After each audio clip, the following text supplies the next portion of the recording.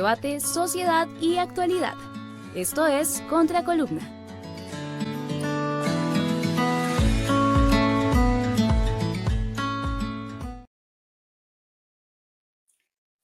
Muy buenas tengan todos y todas en este hermoso día. Un abrazo fraterno, bienvenidos. Hoy es domingo 6 de julio del 2025 y esta es nuestra sesión número 19.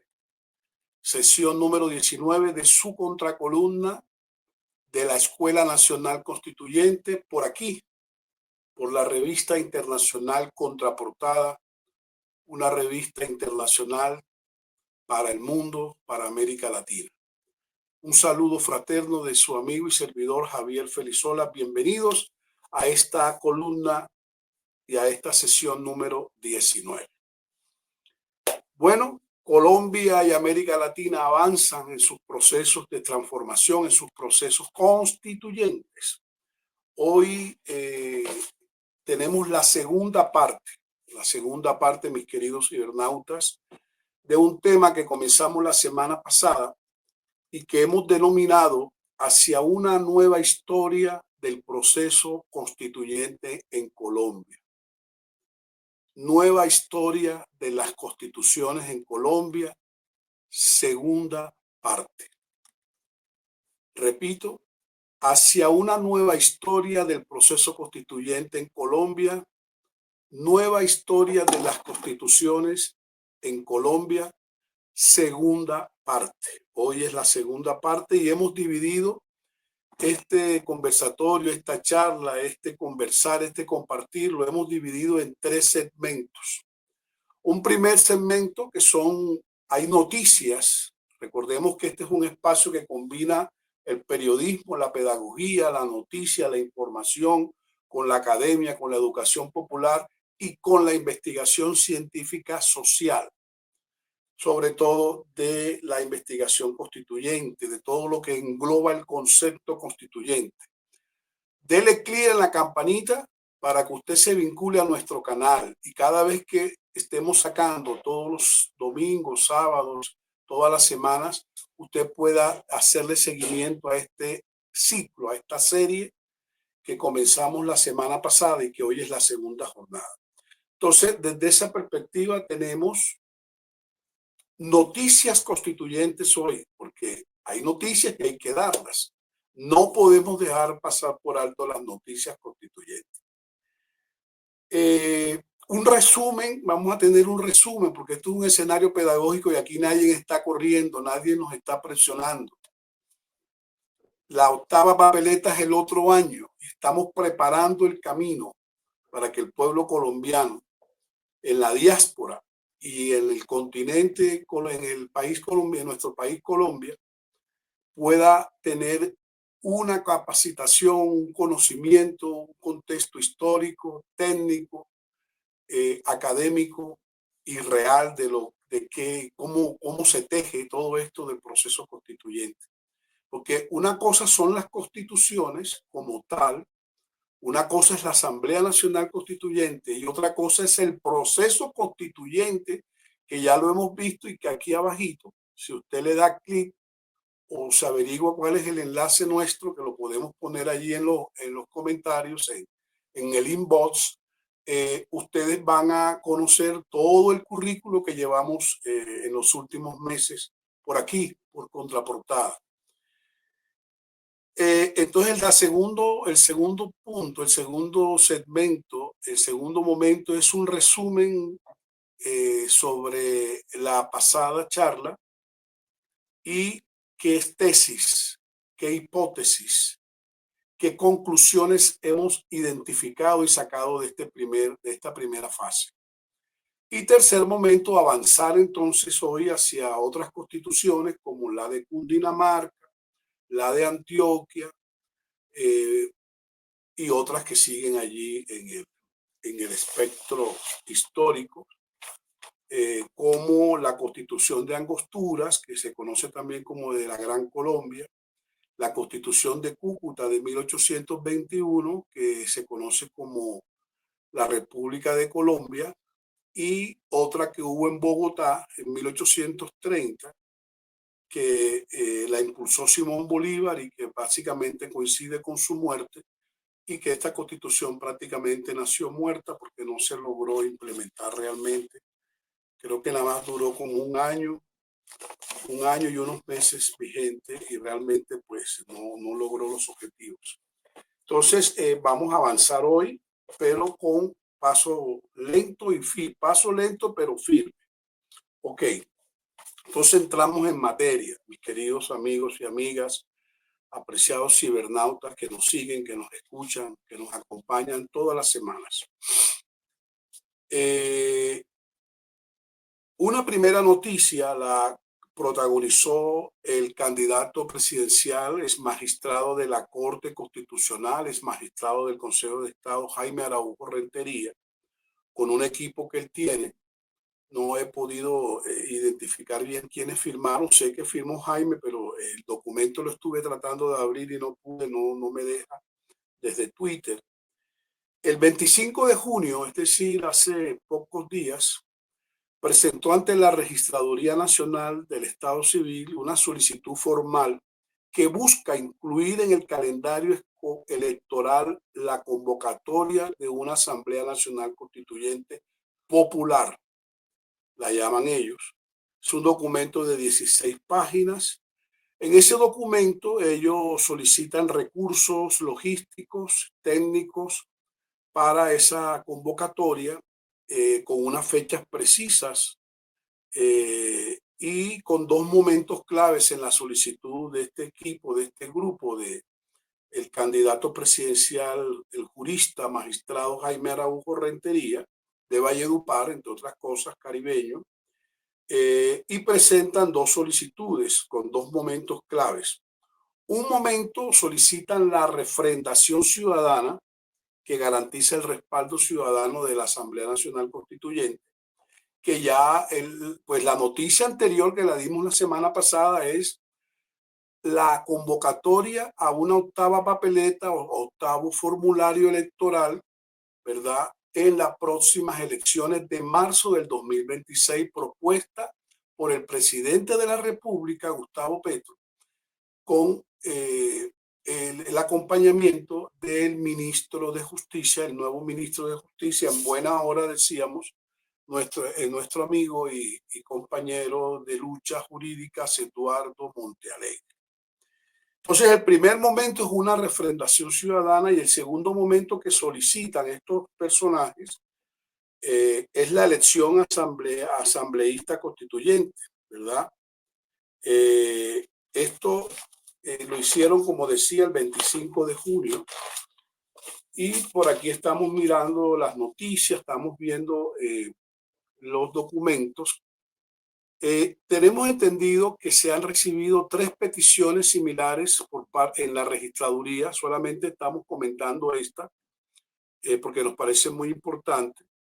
Se plantean, ellos firman como un comité promotor de la Asamblea Nacional Constituyente Popular, y las dos fechas que solicitan en este recurso, en esta solicitud formal, es una para el 8 de marzo del 2026, para la refrendación ciudadana de la convocatoria, el 8 de marzo, y solicitan otra fecha o proponen otra fecha o solicitan otra fecha, que es el 31 de mayo del 2026, para que se lleve a cabo la elección de delegados constituyentes.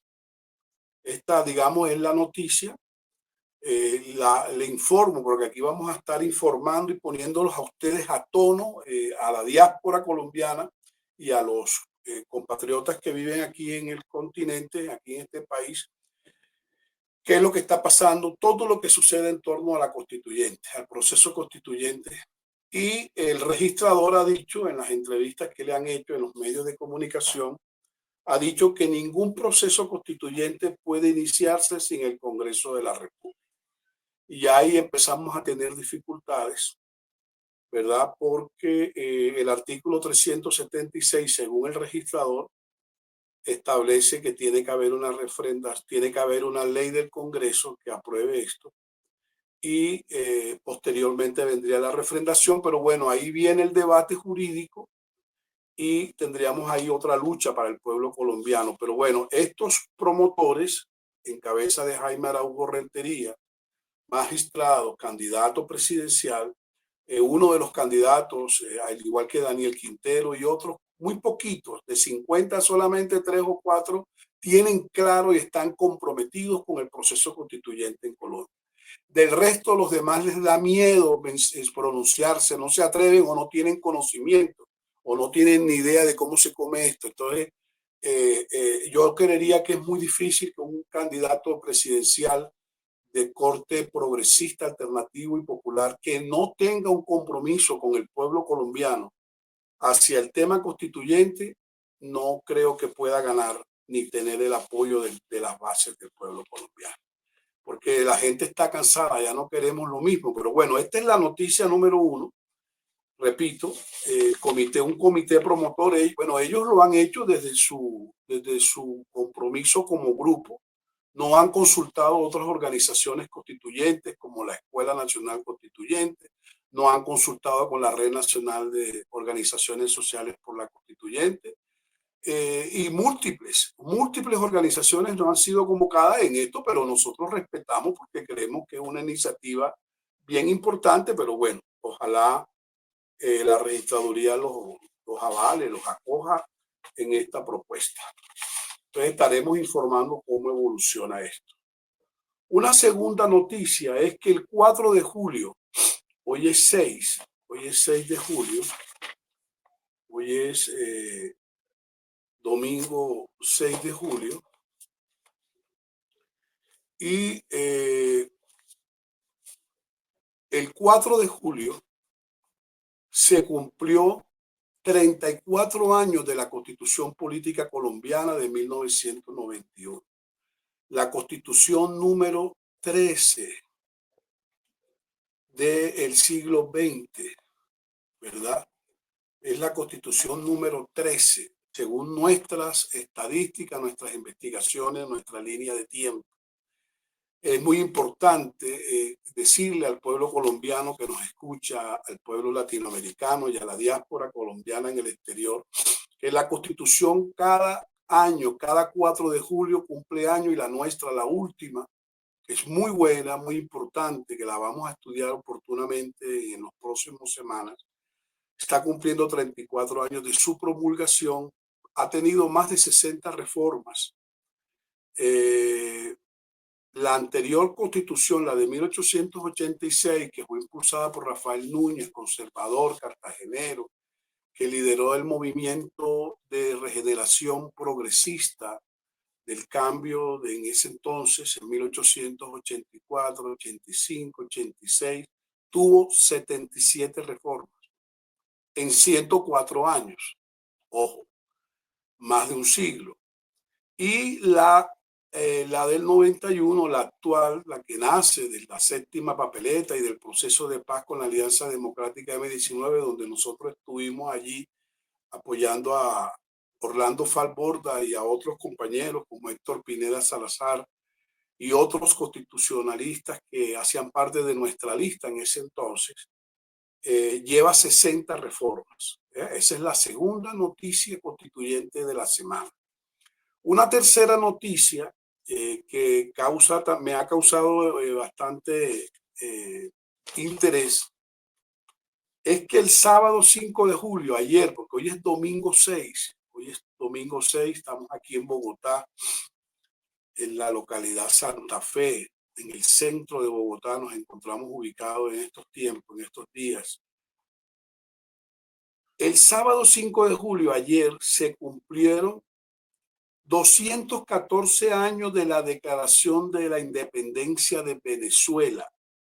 En 1811, el 5 de julio, se dio este documento, esta declaración política. ¿Por qué la traemos a colación? Porque como ustedes saben, como lo vamos a estar estudiando y lo hemos venido estudiando, en el siglo XVI, en el siglo XVII, XVIII,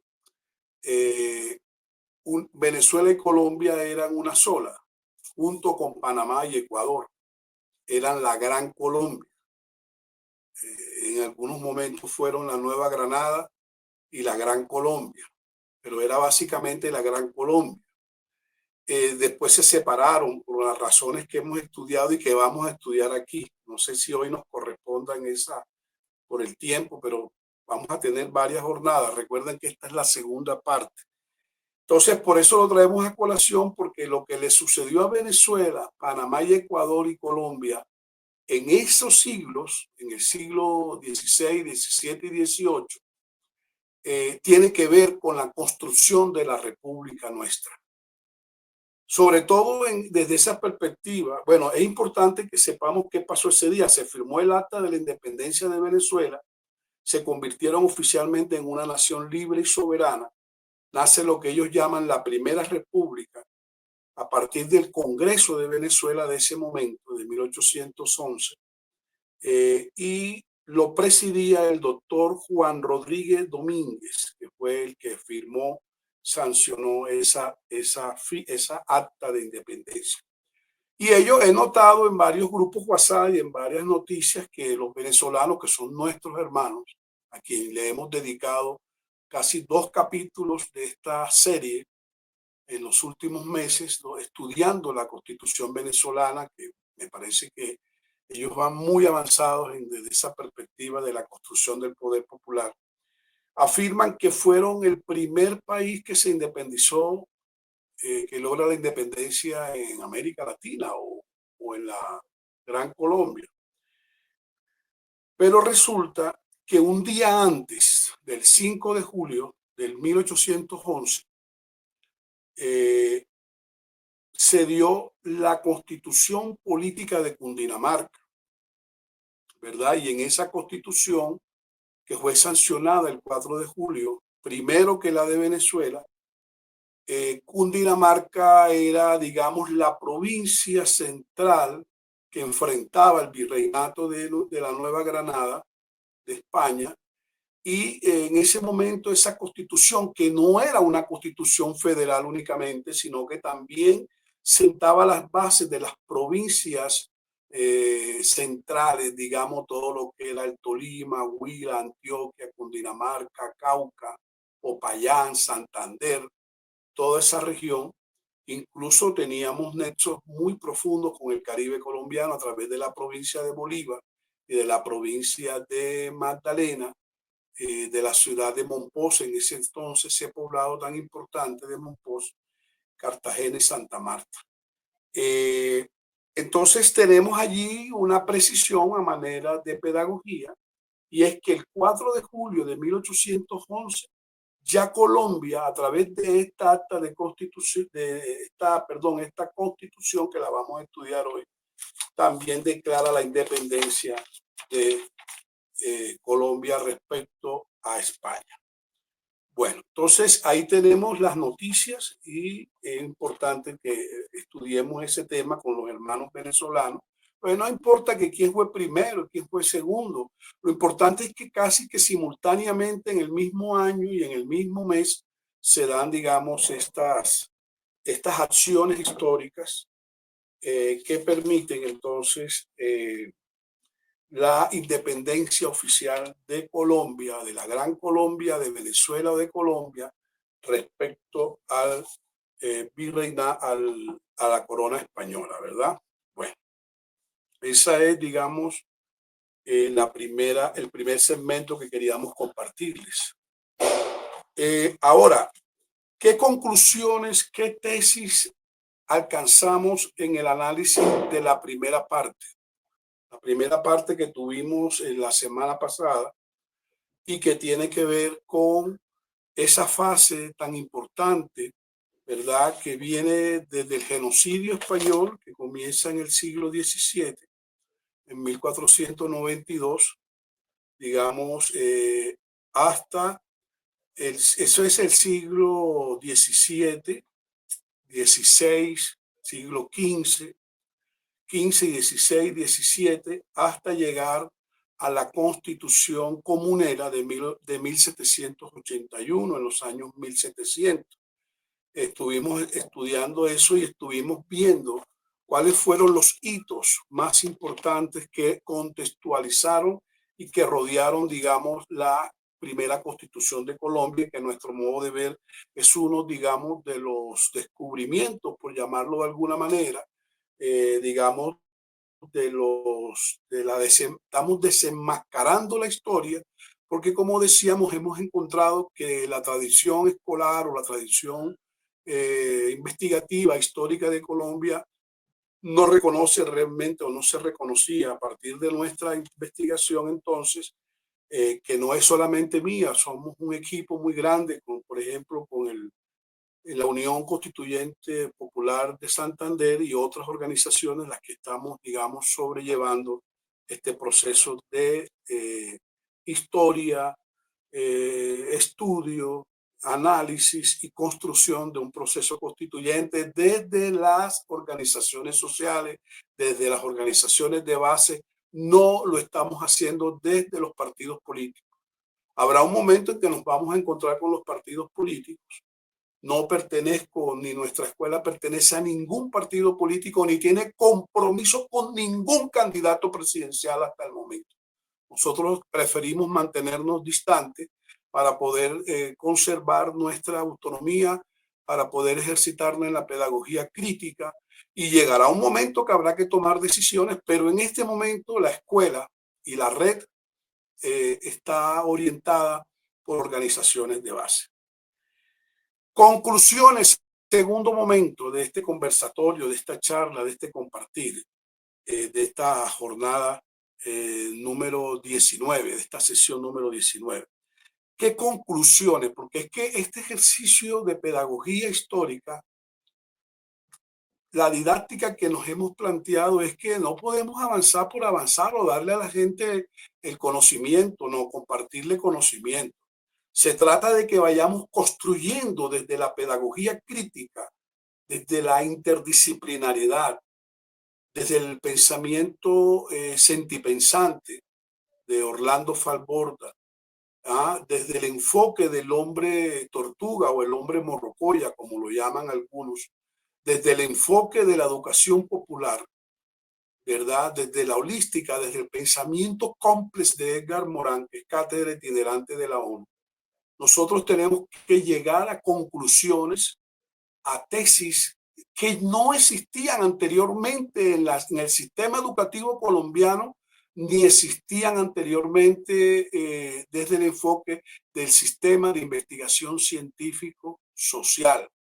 No desde los modelos y de los estándares del CEBELA y del ministerio y de no sé qué y de las universidades. No, no, no, no, no, no, no. Hágame el favor. Desde las educaciones alternativas y desde la educación popular, donde el pueblo, las bases, las organizaciones de base construyen sus propios caminos. No estamos diciendo que esos estándares sean malos. Me parecen importantes y los utilizamos y los estudiamos y los vamos a compartir. Simplemente es importante que también se sepa desde la academia tradicional que desde la educación popular y desde las educaciones alternativas existen otros modelos, otros paradigmas para la construcción de nuevo conocimiento y para el fortalecimiento de la investigación científica desde la perspectiva del pueblo colombiano y latinoamericano.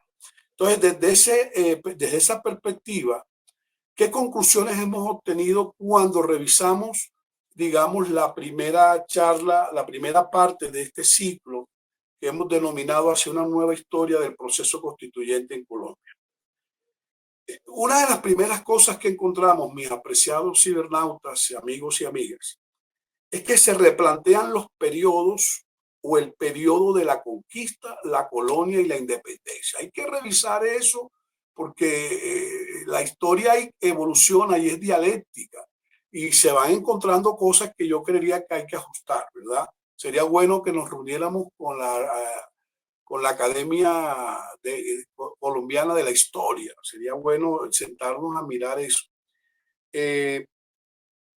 Porque, por ejemplo, la conquista se plantea de 1492 hasta 1600, que viene siendo 2 siglos más 8 años, porque recuerden que en 1492, cuando va llegando el genocidio español, solamente de ese siglo, solamente se cogen 8 años. Entonces tendríamos ahí la conquista como un periodo de 2 siglos más 2 más 8 años. Y la colonia comienza en el siglo XVIII a partir de 1700 y tradicionalmente se llevaba hasta 1800, que es cuando comienza el siglo XIX, ¿verdad?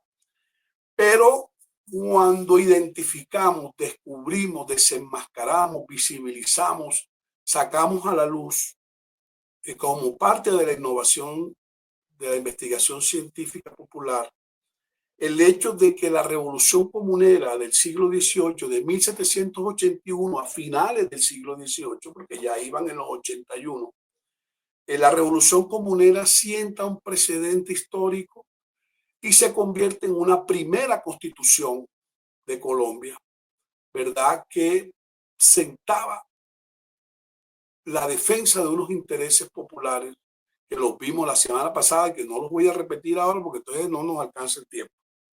Entonces, ahí eso hace un quiebre, hay una inflexión allí, y entonces ya hay que revisar los tiempos y los periodos que dura la colonia y a partir de cuándo comienza entonces la construcción de la Primera República. Y teniendo en cuenta entonces que esta revolución comunera fue un hito muy importante. Ahora bien,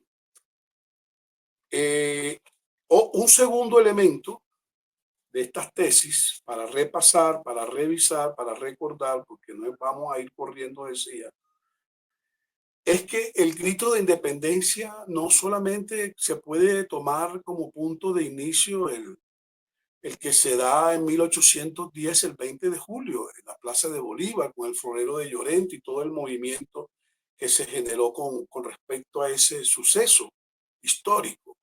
Decíamos que el análisis que hacemos, la pedagogía crítica que interpretamos allí, desde la pedagogía crítica interpretamos entonces la hermenéutica social, interpretamos entonces que es injusto considerar y explicarle a los estudiantes jóvenes, a los niños, a los adolescentes, a los universitarios, a los estudiantes, a los escolares, que no, que ese fue el primer grito de independencia, porque así nos enseñaron a muchos de nosotros en los colegios, ¿verdad? Sino que todo el siglo XVI, XVII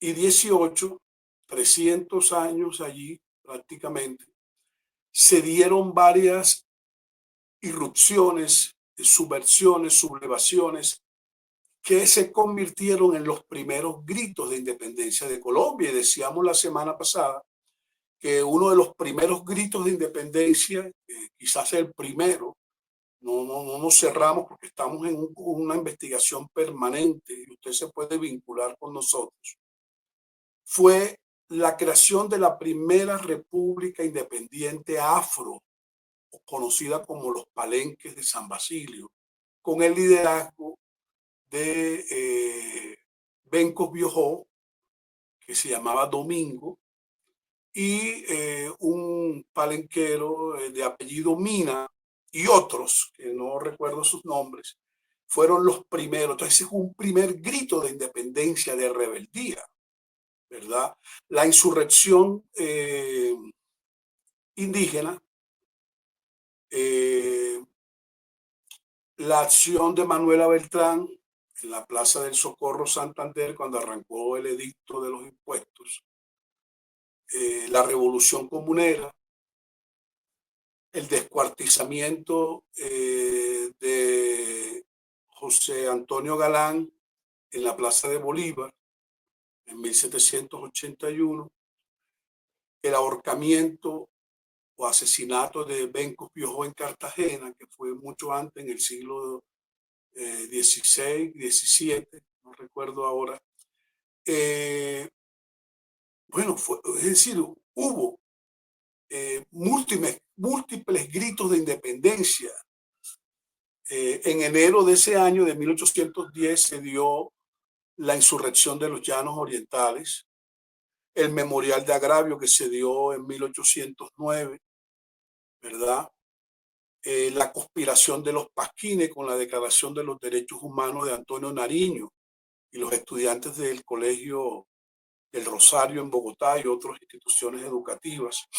Todos estos actos fueron gritos de independencia. Entonces, aquí se cae el cuento ese de que el primer grito de independencia fue el 20 de julio de 1810 en el marco del Florero de Llorente, que ya explicamos en la semana pasada, que fue un movimiento popular muy importante, liderado por héroes destacados de la expedición botánica y del Observatorio Astronómico de Bogotá, de Cundinamarca, de la Nueva Granada.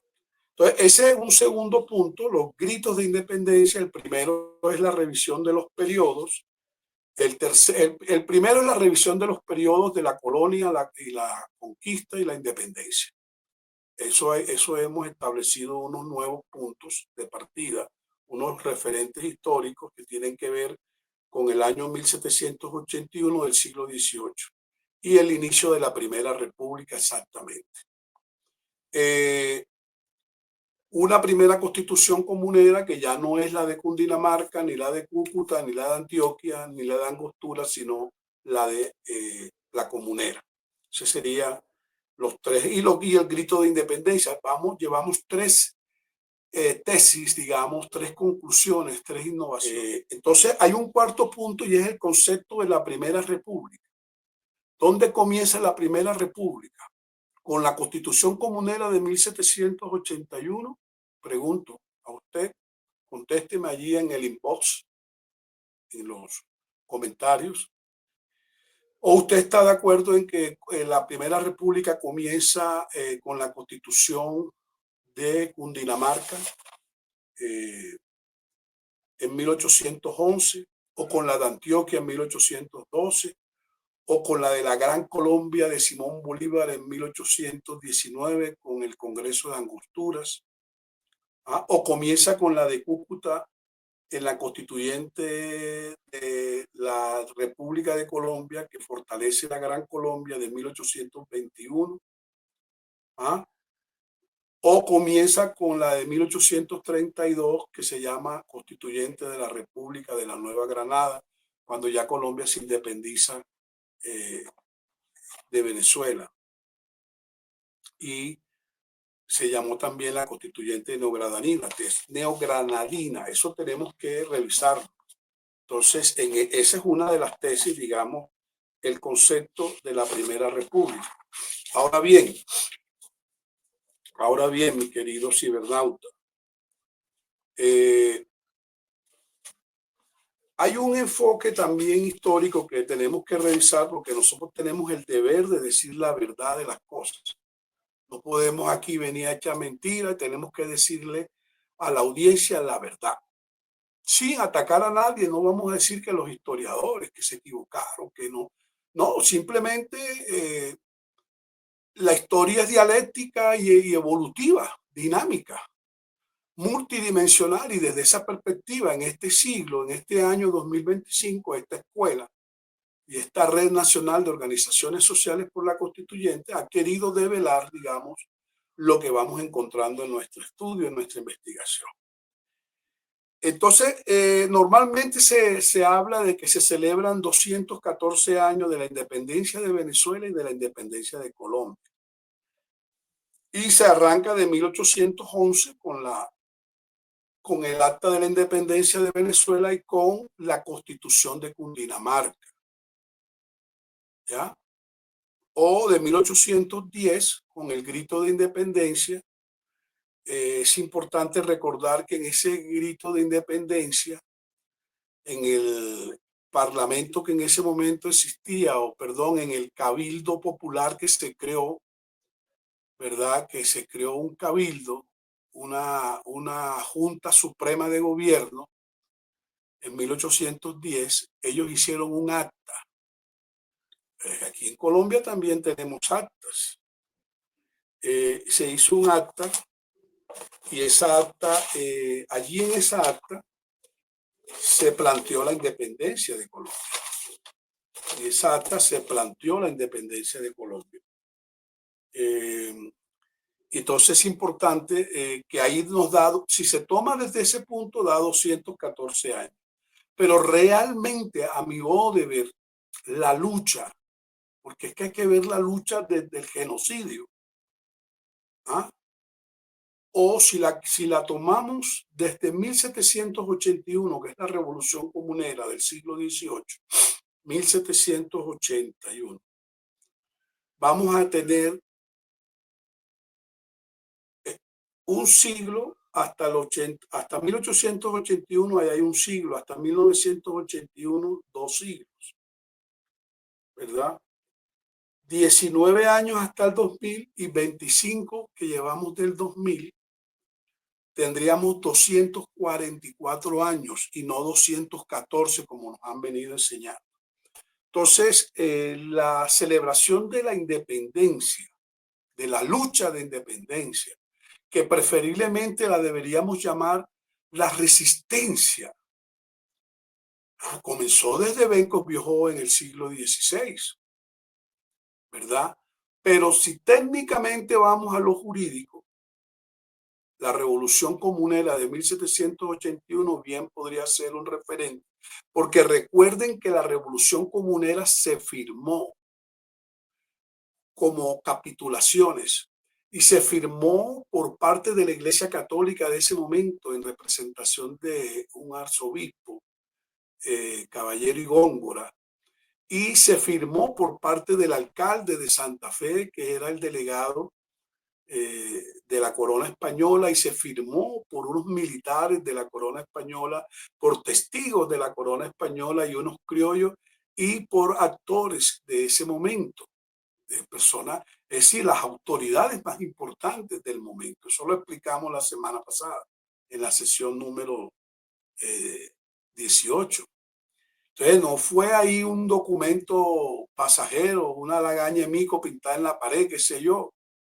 No, fue un documento formal con 34 artículos que se firmó, que después traicionaron, ya ese es otro cuento, pero allí quedaron esbozados unas reformas y lo explicamos la semana pasada. Y desde esa perspectiva nos da 244 años y no 214. Ese es otro, digamos, otro elemento, otra tesis muy importante.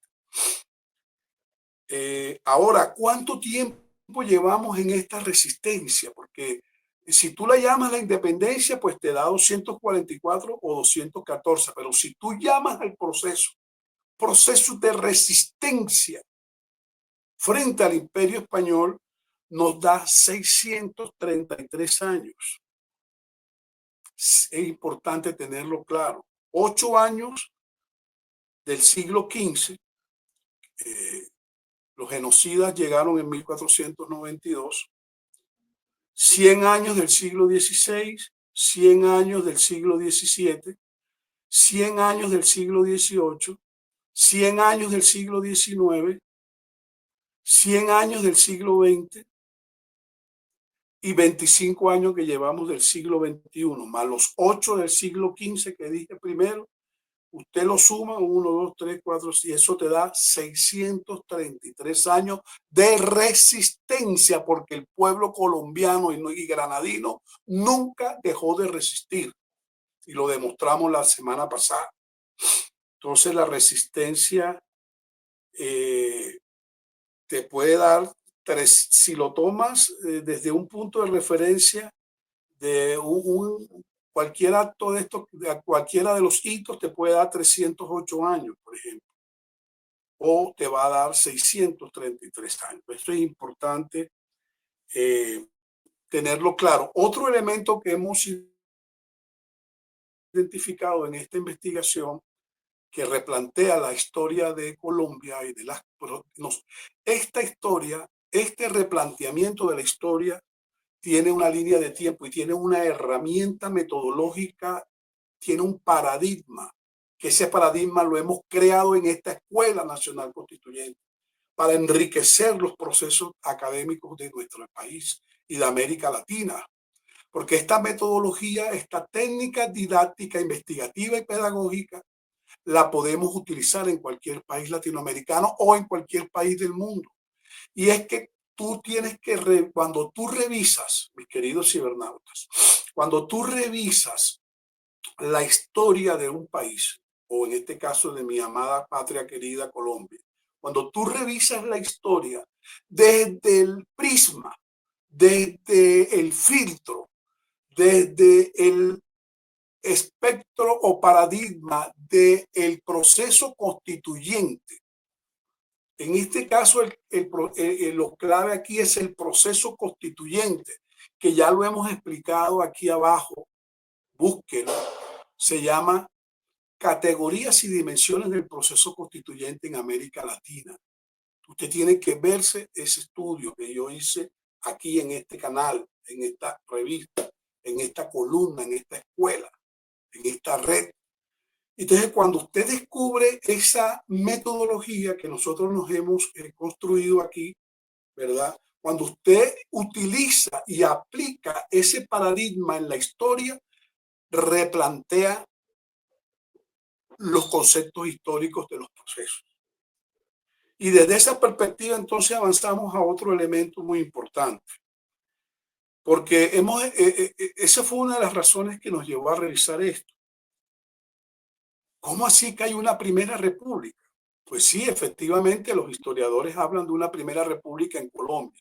Recuerden que uno de los paradigmas de investigaciones nuestras que estamos construyendo con ustedes que nos escuchan, que nos acompañan, que nos escriben a los WhatsApp, que nos han ayudado en este constructo colectivo, es que nosotros estamos confeccionando, yo estoy trabajando en eso con un equipo de profesores y profesoras, estamos construyendo lo que hemos denominado la Segunda República, desde la perspectiva de Orlando Falborda, que es el primero que toca ese tema, pero lo toca hacia otros enfoques de frontera y de entes territoriales, y nosotros nos inspiramos en eso y estamos construyendo un documento, una investigación que vamos a publicar a finales de este año, que tiene que ver con la Segunda República y que hemos considerado que Gustavo Petro es, digamos, el eje central de esa transición, de ese quiebre en la historia. Pero cuando nos fuimos a estudiar entonces el proceso constituyente de Colombia, no solamente cuando hablamos, es que precisamente esa herramienta investigativa y pedagógica que hemos denominado proceso constituyente no se refiere únicamente a las constituciones como herramientas del diseño del Estado, del contrato social, ¿verdad? No solamente se refiere a eso, tiene otras categorías que, como le digo, tiene usted que meterse en este estudio que hemos hecho aquí abajo para que usted pueda comprenderlo, porque si no, no va a entender nada. Entonces, desde esa perspectiva tenemos que tradicionalmente se ha hablado de una primera república, que sería de 1810 con la Constitución de Cundinamarca y el grito de independencia, ¿verdad? El grito, el primer grito que ya lo hemos desmontado, ese mito, digamos así, hasta 1816 que se da la reconquista española con Pablo Murillo, el supuesto pacificador que llegó a matar gente con más de 15.000 hombres armados que llegaron de España. Ya se había hecho la Constitución de Cundinamarca, la Constitución de Antioquia. Quiero aclarar de una vez que estas constituciones no eran sectarias o federalistas, sino que sentaron las bases de la Nueva Granada, porque ellas incluían las provincias de lo que llamábamos el sector medio de Colombia, todo lo que es la región andina, digámoslo así. Entonces, la primera república, se habla de una primera república de 1810 con el grito de independencia, el acta de independencia que hizo el cabildo y la Suprema Junta de Gobierno, que se da en 1810, el 20 de julio, pero que es todo un movimiento que hay detrás de eso. Y eso duró 7 años, esa primera república que estamos revisando, no estoy categorizando todavía, porque tenemos un debate interno nosotros y lo invitamos a usted para que se sume como profesor de primaria, de bachillerato, universitario, como educador popular, como quiera. Porque si ahora viene una segunda república, si hay un quiebre en la primera república, ¿cuál es el quiebre? La reconquista española, que le llaman la época del terror, de Pablo Murillo, que duró como 4 o 5 años, y que, digamos, retoma nuevamente el control español que ya nos habíamos independizado, y allí se cuarta y se corta, se destruye la primera república.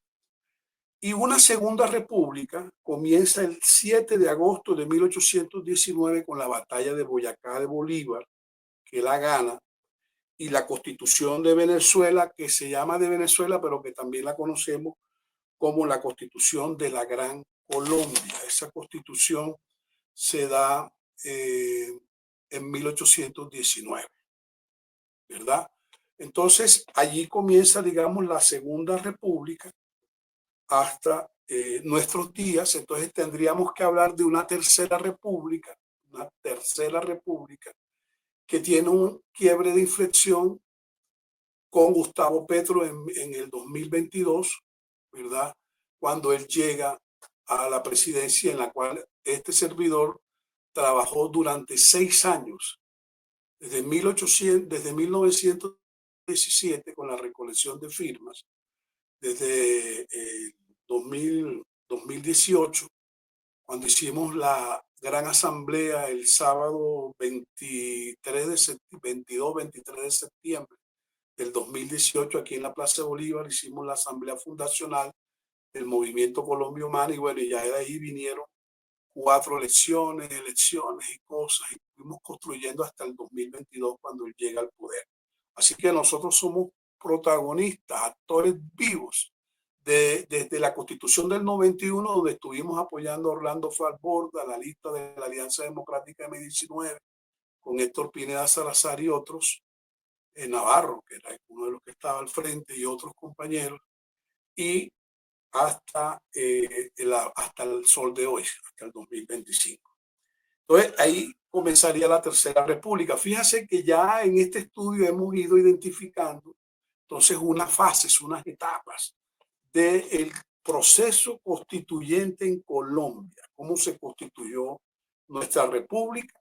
Entonces, tenemos esa tarea, mis queridos hermanos, amigos cibernautas. ¿Cómo o algunos en el debate que yo estoy con el equipo de trabajo al cual usted está invitado, nuevamente le he dicho 3 veces, súbense, algunos afirman que no son 2 repúblicas en este periodo de la independencia, y que el pacificador Murillo, con la retoma y la reconquista, no puede venir a destruir lo que ya se había logrado. Otros dicen que sí, que son 2 repúblicas. Unos dicen que es una sola república y que con Petro estamos entrando en la Segunda República. Yo estoy revisando y estoy diciendo que es posible que entonces podemos hablar de una Tercera República. Ok, otro punto. Fíjate tú, todas, porque no, ¿cómo vamos a avanzar sin tener este resumen importante? En Colombia, la primera guerrilla no fue la guerrilla liberal del siglo XVIII, del siglo XIX, perdón. No fue los pájaros del Partido Conservador, no fue la FARC-EP, no fue el ELN. Incluso en América Latina ni siquiera fue la Revolución Cubana de 1959 la primera. Las cosas hay que decirlas como son.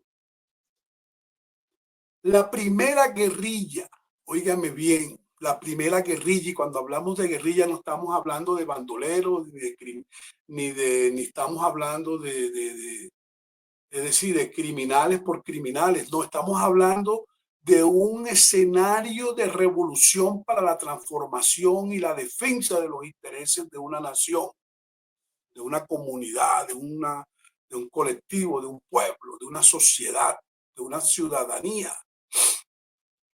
Y lo vimos la semana pasada, la primera guerrilla que hubo en Colombia fueron los indígenas, y así está recogido en la historia que hemos nosotros abordado. Dice la documentación que nos hemos puesto a revisar que había una guerrilla indígena de los Pijaos, y ya dijimos dónde estaba ubicada, en Huila, Tolima, Cauca. Y esta guerrilla hacía emboscadas, se atacaba, golpeaba al ejército realista del Imperio Español, y le hicieron la vida imposible reivindicando sus derechos ancestrales, estos indígenas pijaos, y lo mismo los guayú de la Guajira, y hay otras historias. También tenemos conocimiento de los carabalí, que también es posible que sean los camajú, que estaban ubicados entre Cartagena, Galera Zamba, toda esa región de la Franja del Mar, que llega hasta Juan de Acosta, Piojó, Tubará, Puerto Colombia, Salgar, hasta Sabanilla, que era la incipiente villa donde también comenzó el desarrollo de Barranquilla, con las barrancas de San Nicolás y todo esto, que lo que estaba ahí en el caño del río Magdalena, donde llegaban las embarcaciones y generaban el comercio de la época. Toda esa zona, incluyendo Malambo, Baranoa, Galapa, Luruaco, toda esta zona la controlaban dos comunidades, según lo que hemos visto, que eran los Mocaná y los Camajú, que todo parece indicar que no era una misma, eran dos comunidades, porque hemos identificado que las características físicas de cada una de estas identidades étnicas tenían diferencias en la altura, en el color de la piel, en la contextura. Tenemos el diccionario de la lengua Camajú y tenemos las comunidades Mocaná, pero bueno, yo no me voy a meter en ese debate de mis amigos, a quien aprecio mucho, porque es mi territorio de origen. Pero las guerrillas, las primeras guerrillas que hubieron en Colombia fueron las guerrillas indígenas. La segunda guerrilla que hubo en Colombia fue la de 1810, que se llamó la subversión de los llanos orientales, que lo explicamos la semana pasada. No voy a profundizar en eso, porque usted tiene que ver aquí abajo la sesión número 18 para que conozca esto de la profundidad, porque ahí se explicó cómo esta guerrilla fueron dos jóvenes que desertaron del ejército español, del ejército realista, y se fueron y se ocultaron en los llanos orientales, todo lo que es el Meta, Caquetá, Putumayo, y allí conformaron una guerrilla con 40 hombres, y después se extendió a 60, 80, estaban armados, eran expertos en el arma, en el armamento, y fueron tomando poblaciones, hasta que cayeron capturados bajo el poder de el alcalde de Tunja, y después fueron fusilados en enero de 1810, y sus cuerpos fueron llevados a la Plaza de Bolívar y fueron decapitados. Eso fue uno de los detonantes que antecedió la Constitución de Cundinamarca y el grito de independencia. Y una tercera guerrilla fue la Revolución Comunera.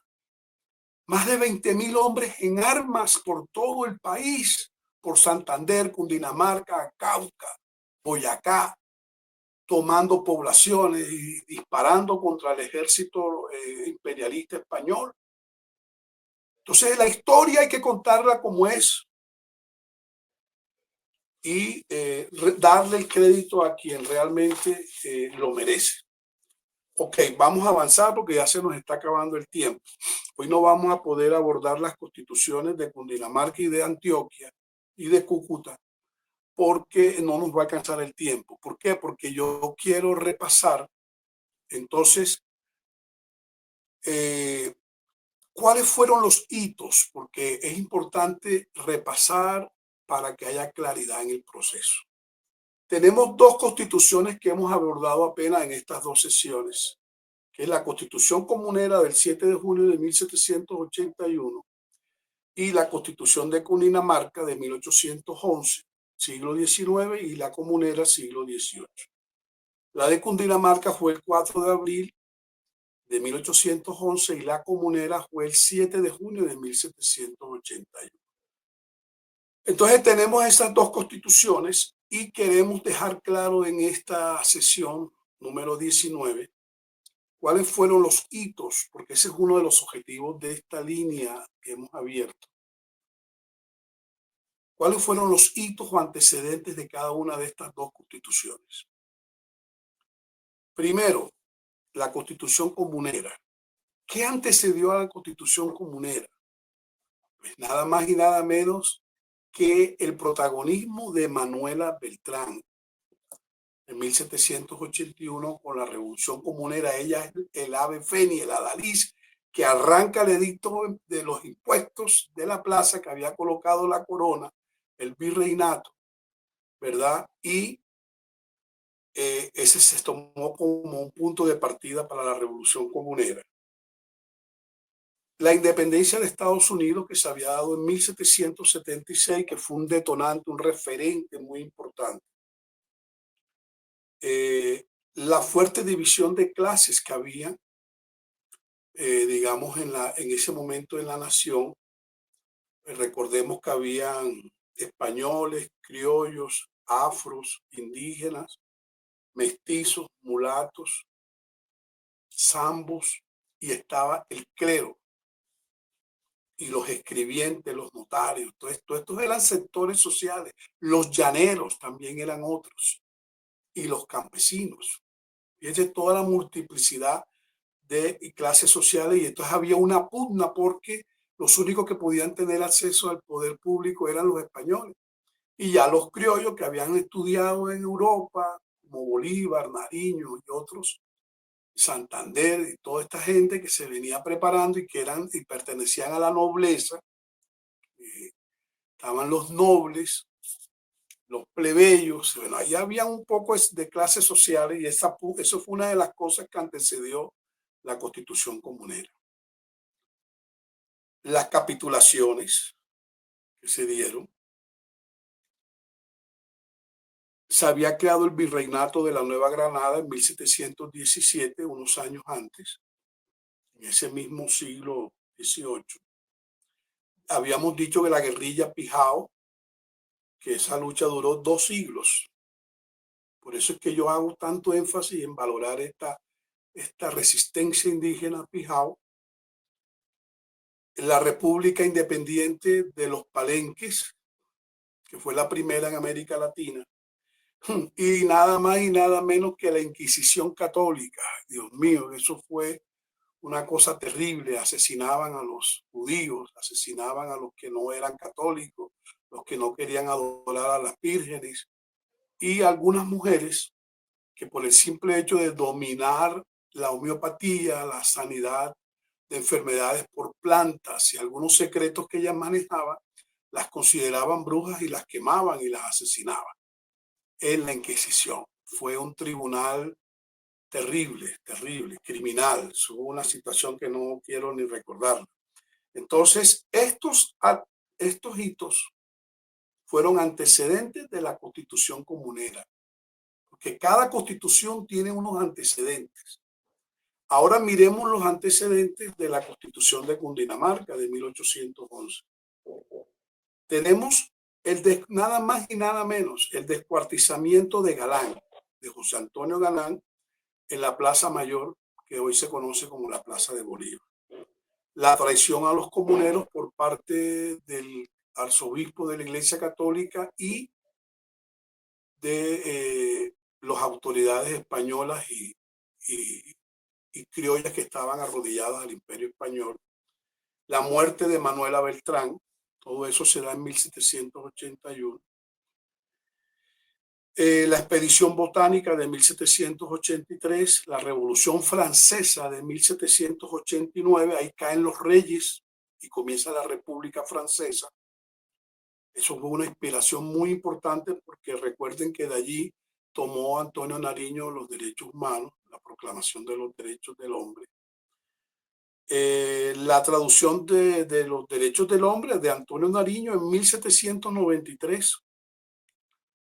En 1794 se da la conspiración de los pasquines, que consistió en la distribución con panfletos y folletos y esas cosas. Ya habían algunos elementos de imprenta, de tipografía, no delito, tipografía, que era manual, y se da la conspiración de los pasquines. En 1802 se crea el Observatorio Astronómico, hasta 1803 fue la creación. Se da la Junta Suprema de Gobierno y el Cabildo Abierto del 19 de julio de 1810, un día antes del famoso grito de independencia, que ya vimos que no fue el primero ni el único. La insurrección de los llanos, que se da en enero de 1810. El memorial de agravio de Camilo Torres, que hacía parte del Cabildo santafereño, eso se da en 1809. Y obviamente el famoso grito de independencia del Florero de Llorente el 20 de julio de 1810. Pero antes de ese grito del 20 de julio, se da la declaración de independencia de Venezuela el 5 de julio de 1811. Esto, digamos, son los hitos que antecedieron a la Constitución Política de Cundinamarca de 1811 en el siglo IX, el 4 de abril. Pues básicamente estos son algunos elementos que hemos querido traer en esta jornada para revisar, ¿verdad? Y contextualizar a los compañeros que van llegando a esta hermosa jornada de pedagogía, historia e investigación de los procesos constituyentes. Nos correspondía ahora, pero ya se nos acabó el tiempo. Entonces, avanzar en la Constitución de Cundinamarca, la Constitución de Venezuela, que es que se conoce como la Gran Colombia, y la Constitución de Cúcuta. Y dentro de esta franja tenemos entonces el terror español con la reconquista española o la invasión, que trajo 15.000 hombres en armas y que destruyó nuestra primera república, pero después Bolívar y todos los próceres lograron retomarla. Vamos a dejar hasta ahí para no cansarnos. Nos vemos. Vamos a tratar de sacar unas jornadas más seguidas para ir evacuando este tema, porque es muy denso, pero muy maravilloso. Esto es una expedición. También la podemos llamar como una expedición. Muchas gracias por su atención en esta hermosa jornada número 19, por aquí, por la contracolumna de la Escuela Nacional Constituyente de Colombia para América Latina y el mundo. De nuestra amada revista, Contraportada, una revista internacional de Colombia para el mundo también. Muchas gracias por su atención. Nos vemos en la próxima jornada número 20. Un abrazo fraterno, que Dios me los bendiga y seguimos atentos a los procesos constituyentes de América Latina y de Colombia. Muchas gracias y que Dios me los guarde y me los bendiga mucho. Hasta luego.